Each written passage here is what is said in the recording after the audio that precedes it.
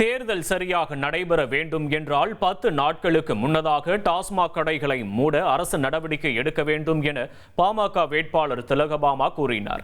சென்னை பெரம்பூர் தொகுதியில் பணிமனை திறப்பு மற்றும் தேர்தல் பரப்புரை வீடியோ பாடல் வெளியீட்டு விழா நடைபெற்றது.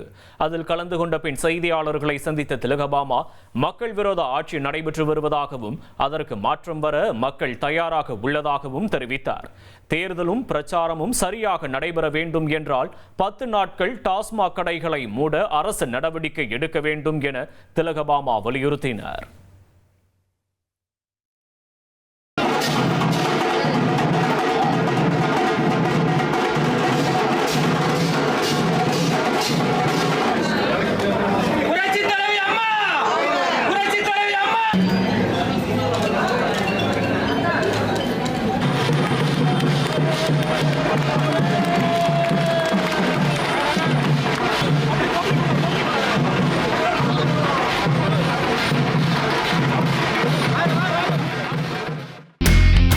இனி செல்லும் இடமெல்லாம் செய்தி.